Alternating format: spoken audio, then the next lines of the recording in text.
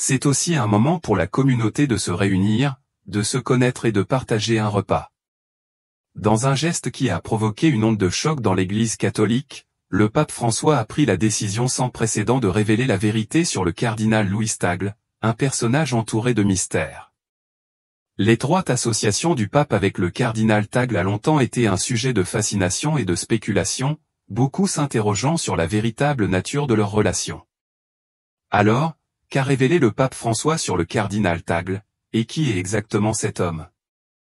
Rejoignez-nous pour révéler la bombe sacrée du pape François, il est temps de tout vous dire. La succession dans le monde religieux est souvent différente de la façon dont elle se déroule dans le monde des rois et de la politique. Alors que dans d'autres secteurs, il peut s'agir d'une question de rivalité, dans l'Église, cela ressemble davantage à un professeur préparant son élève préféré à prendre la relève. Lorsque la nouvelle de l'élévation du cardinal Luis Antonio Tagle au rang de cardinal-évêque par le pape François a éclaté, cela a été largement perçu comme un signe de faveur papale ou peut-être même pour un futur conclave. Cependant, les papes ne peuvent pas choisir leur successeur, comme Benoît XVI l'a découvert en 2013, lorsque tous les signes de faveur papale pointaient vers le cardinal Angelo Scola de Milan. Cette élévation fait partie des efforts continus de l'Église pour résoudre le problème de l'allongement de la durée de vie. Que se passe-t-il lorsque les prêtres vivent régulièrement jusqu'à 80 ou même 90 ans? Comment les évêques âgés devraient-ils être mis à la retraite?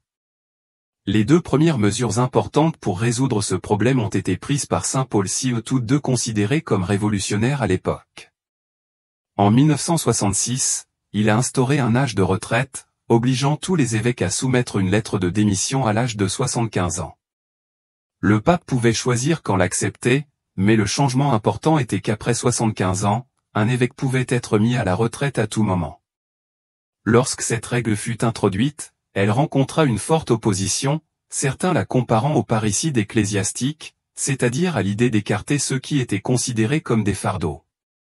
Cependant, au fil du temps, cette politique devint largement acceptée. En 1970, Paul VI mit en œuvre un autre changement majeur, une limite d'âge pour les cardinaux. À 80 ans, les cardinaux ne pouvaient plus servir dans les congrégations romaines ni participer à un conclave pour élire un nouveau pape. Le premier conclave sous cette règle eut lieu en 1978, avec 15 cardinaux non électeurs de plus de 80 ans. En 2005, ce nombre était passé à 66. En 2013, il était passé à 90. Si un conclave avait lieu aujourd'hui, il y aurait plus de 100 cardinaux au-dessus de la limite d'âge, ce qui signifie que le prochain conclave pourrait voir plus de cardinaux de plus de 80 ans que de moins. Avec la limite de 120 électeurs dans un conclave, les nouveaux cardinaux seraient peu nombreux et dispersés sans restriction d'âge. Le changement majeur suivant a eu lieu en février 2013, lorsque le pape Benoît XVI a abdiqué à l'âge de 85 ans. Sa décision, bien que volontaire, n'a pas changé la loi pour les futurs papes. Le pape François a publiquement spéculé sur le fait que l'abdication de Benoît XVI pourrait créer un précédent pour que les futurs papes prennent leur retraite à un âge spécifique. Si le pape François avait démissionné à 85 ans, cela aurait amené l'Église vers un âge de retraite officieux pour les papes. Aujourd'hui, le pape François a lâché une bombe sacrée, déclarant « Il est temps de tout vous dire ». On dit que le pape François n'a pas seulement choisi le cardinal Tagle, il a été choisi pour s'attaquer au problème du vieillissement du collège des cardinaux ou du moins de sa direction. Cela explique l'insertion du cardinal Tagle dans le mélange. Le collège des cardinaux est divisé en 3 catégories ou ordres. Les cardinaux évêques sont généralement les cardinaux les plus anciens de Rome. Les cardinaux prêtres sont généralement des archevêques résidentiels, tandis que les cardinaux diacres occupent souvent des postes de curie. Les cardinaux évêques occupent le rang le plus élevé du collège, avec seulement 6 membres. Contrairement aux autres cardinaux, ils sont affectés à des diocèses titulaires autour de Rome plutôt qu'à des églises titulaires. C'est pourquoi on les appelle des sièges suburbicaires. Pourquoi est-ce important? Les cardinaux évêques élisent parmi eux le doyen et le vice-doyen du collège. Le doyen préside le collège pendant une vacance papale et dirige les funérailles du pape. Cette position a une influence significative pendant l'interrègne. Par exemple, le cardinal Joseph Ratzinger était le doyen en 2005. Les cardinaux apparaissent également en public selon un ordre de préséance strict, ce qui signifie que les cardinaux-évêques sont placés au plus près du Saint-Père pendant les cérémonies et la messe. En 2018, face à un groupe de cardinaux-évêques très âgés, le pape François a décidé d'ajouter de nouveaux membres plutôt que de retirer ceux qui existaient déjà. Au lieu d'imposer une retraite en fonction de l'âge du rang de cardinal-évêque, il a élevé à ce niveau 4 cardinaux de haut rang de la curie. En 2019, le cardinal Filoni a été remplacé par le cardinal Louis Tagle. Le cardinal Tagle a désormais obtenu le même rang que Filoni auparavant. Si l'Église sera toujours dirigée par des hommes plus âgés puisque la plupart des évêques sont ordonnés à un âge où de nombreux laïcs sont déjà à la retraite, où le défi est de veiller à ce que la gouvernance ne soit pas dominée par des personnes très âgées. Les modifications apportées par le pape François à l'ordre des cardinaux-évêques doivent être comprises dans ce contexte. Cette décision a conduit de nombreuses personnes à scruter la relation entre le pape François et le cardinal Tagle. La relation entre le pape François et le cardinal Tagle. Dans la vaste étendue de l'Église catholique, peu de relations ont suscité autant d'attention et de spéculation que celle entre le pape François et le cardinal Louis Tagle. Leur lien est forgé dans la foi, le service et l'humilité, un témoignage du pouvoir transformateur de la compassion et de la miséricorde. Le cardinal Louis Tagle, affectueusement surnommé « le François asiatique », a été un phare d'espoir et d'inspiration pour d'innombrables catholiques du monde entier. En tant qu'archevêque de Manille, il a été un défenseur infatigable de la justice sociale, de la compassion et de la miséricorde, gagnant une admiration générale. Son engagement au service des pauvres et des marginalisés est profondément enraciné dans l'Évangile.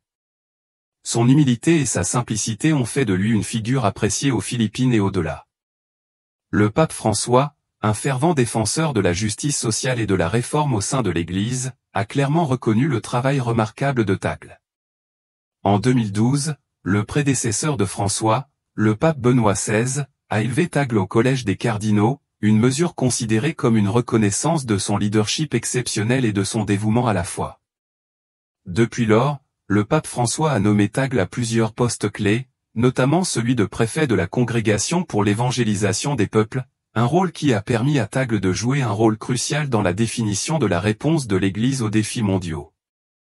Les défis complexes auxquels le monde est confronté aujourd'hui ont renforcé la relation entre le pape François et le cardinal Louis Tagle.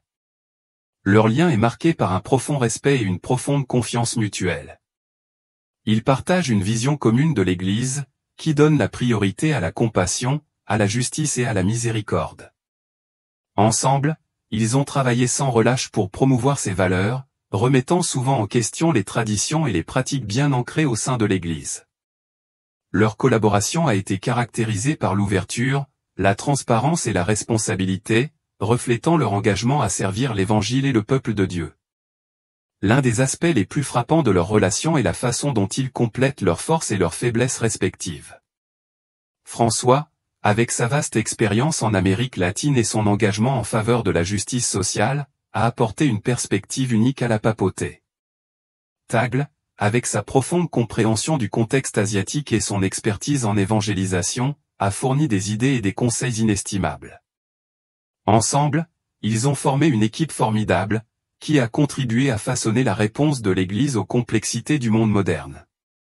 Malgré leur étroite collaboration, les spéculations sur le futur rôle du cardinal Tagle dans l'Église sont nombreuses. Certains suggèrent qu'il pourrait être un successeur potentiel du pape François, une idée que Tagle a niée à plusieurs reprises. Bien que l'avenir reste incertain, une chose est claire, la réputation de Tagle en tant que dirigeant humble et compatissant lui a valu un respect et une admiration généralisée au sein de l'Église et au-delà. Alors que l'Église catholique continue de relever les défis du monde moderne, le partenariat entre le pape François et le cardinal Tagle sert de puissant rappel de l'importance durable de la foi, du service et de l'humilité. Leur lien, forgé dans des valeurs partagées et un respect mutuel, témoigne du pouvoir transformateur de la compassion et de la miséricorde. L'ascension du cardinal Louis Tagle. Considéré comme une étoile montante de l'Église, le comportement accessible et terre à accent grave-terre de Luis Antonio Tagle l'a rendu populaire auprès des masses. Le pape François a été accueilli à bras ouverts par des millions de personnes dans le cœur catholique des Philippines. Sa visite a également contribué à consolider la popularité d'un cardinal philippin qui pourrait un jour lui succéder. Prêtre d'apparence jeune qui a pris le bus en tant qu'évêque, Tagle a impressionné beaucoup de gens par son intelligence, son style de vie humble et sa compassion pour les pauvres. Il chante sur scène, prêche à la télévision et diffuse même l'évangile via Facebook. Déjà bien connu aux Philippines, son profil international a explosé lorsque les commentateurs des réseaux sociaux ont fait des comparaisons entre lui et le pape François. Les deux ont été photographiés en train de discuter et de s'embrasser, et à un moment donné, Tagle était même en vogue sur Twitter. Son attitude terre à accent grave terre, ses homélies poignantes et son accessibilité reflètent bon nombre des mêmes qualités qui ont fait du pape François une figure appréciée dans le monde entier. Ces qualités, ainsi que sa connaissance approfondie de la théologie, ont aidé l'archevêque de Manille, âgé de 66 ans, à nourrir la foi dans un contexte de laïcité croissante, de concurrence d'autres religions, de scandales du clergé et d'autres crises affectant le monde catholique. Lorsque le nom de Tagle a été mentionné dans les cercles du Vatican comme successeur possible du pape Benoît XVI il y a des années, même la perspective lointaine d'un pape philippin a électrisé les Philippines, où résident environ 76 millions de catholiques. Cela a fait de lui une célébrité nationale. Et il est devenu le chouchou des masses, a déclaré Cynthia Campos du groupe catholique Couple for Christ. Il a cette touche personnelle, cette présence, cette aura qui lui permet de se connecter avec les jeunes et les personnes âgées, les riches et les pauvres. Campos n'a pas pu s'empêcher de comparer le cardinal Tagle au pape François, qu'elle avait rencontré l'année précédente au Vatican lors d'une réunion de cardinaux, d'évêques et de travailleurs laïcs. Rita Aziar, qui vit avec ses 3 enfants dans une décharge de Manille, a déclaré qu'elle priait pour que Tagle, surnommé Quito, devienne un jour pape. Ce serait bien pour nous tous, a-t-elle déclaré. Nos prières peuvent facilement atteindre Dieu. Le dernier chef de l'Église a suscité une telle admiration parmi les catholiques philippins et le cardinal James Sin, décédé en 2005. Figure spirituelle influente et boussole morale, Sin a contribué à rallier les multitudes à la révolution du pouvoir populaire qui a renversé 2 présidents, dont le dictateur Ferdinand Marcos en 1986.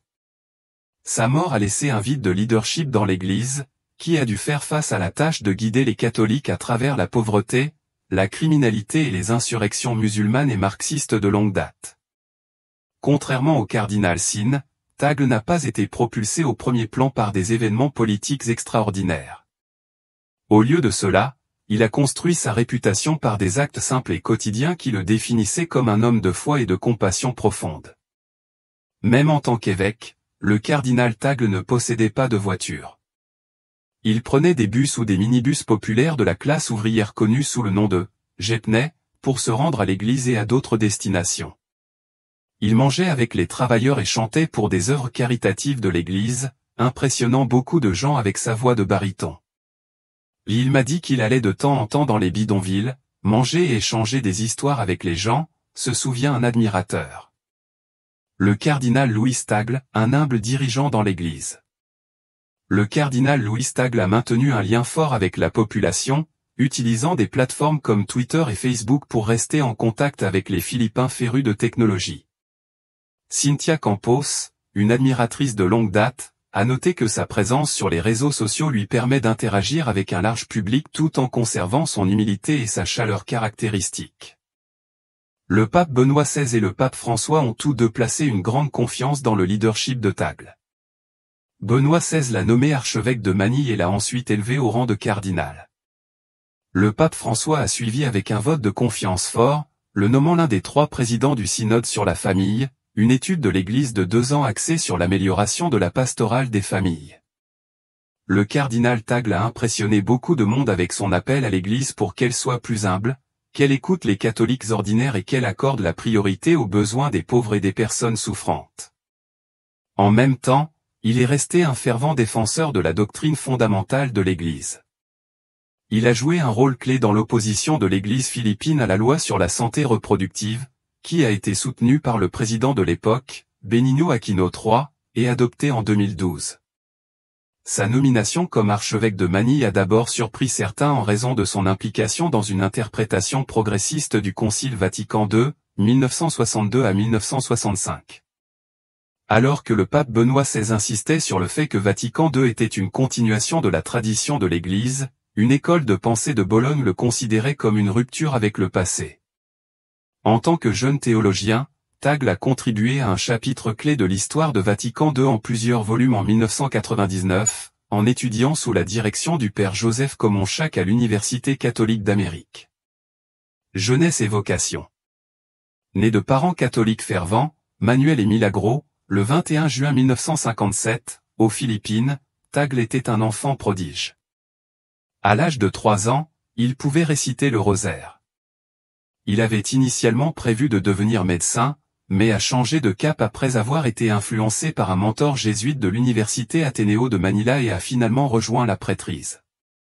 Parlant couramment l'italien, l'anglais, le tagalog et le français, il peut également diriger la messe en latin. La visite du pape François aux Philippines intervient dans un contexte de grande épreuve, après le passage dévastateur du typhon Haiyan en 2013, qui a fait des milliers de morts et détruit des villages entiers. Tagle a vu dans la présence du pape un encouragement moral et spirituel indispensable pour le peuple philippin. C'est comme une grande fête nationale, a déclaré Tagle à la veille de l'arrivée du pape. Cette visite intervient à un moment où les gens ont vraiment besoin de quelqu'un qui se soucie d'eux. Campos a fait remarquer que la présence du pape François et de Tagle pendant le voyage était un spectacle rassurant. Si cette attention pourrait aider leur travail d'évangélisation, aucun des deux dirigeants ne recherche la vedette. Il ne veut pas que son humilité soit vantée, a déclaré la porte-parole de Tagle, Pichi Yamsuan. Tagle lui-même a fait écho à ce sentiment, citant le pape François après leur rencontre au sujet du voyage aux Philippines. Les gens créent leur propre version du pape François, créent leurs propres histoires, leurs propres légendes, a rappelé Tagle, en se rappelant les paroles du pape. Ne vous concentrez pas sur moi, concentrez-vous sur Jésus. Un champion de la compassion et de la charité. Dans un monde où la gentillesse passe souvent au second plan par rapport à l'ambition, le cardinal Tagle se distingue comme un modèle de dévouement désintéressé. Il a consacré sa vie à la philanthropie et au service, inspirant d'innombrables personnes par son empathie et sa générosité. Influencé à la fois par le pape François et par Mère Teresa, il a mis l'accent sur l'aide aux pauvres et aux marginalisés. Il est connu pour visiter des communautés pauvres, écouter les histoires de ceux qui sont dans le besoin et offrir des mots de réconfort et d'encouragement. L'un des exemples les plus notables de son travail philanthropique est son engagement auprès du Conseil pontifical Cor Unum, une organisation basée au Vatican qui promeut des initiatives caritatives dans le monde entier. Par l'intermédiaire de Cor Unum, Tagle a soutenu des programmes d'aide aux sinistrés, des programmes d'éducation et des initiatives en matière de santé dans les pays en développement. Son plaidoyer va au-delà de la charité, il est un fervent défenseur de la justice sociale et des droits de l'homme. Il s'est prononcé contre la pauvreté, les inégalités et le changement climatique, appelant à une action collective pour relever ces défis mondiaux. Par ses paroles et ses actes, le cardinal Tagle a inspiré de nombreuses personnes à s'engager plus activement dans leur communauté et à œuvrer pour un monde plus juste et plus compatissant. L'œuvre de sa vie témoigne de l'impact profond qu'une personne peut avoir en apportant la lumière à ceux qui sont dans l'obscurité.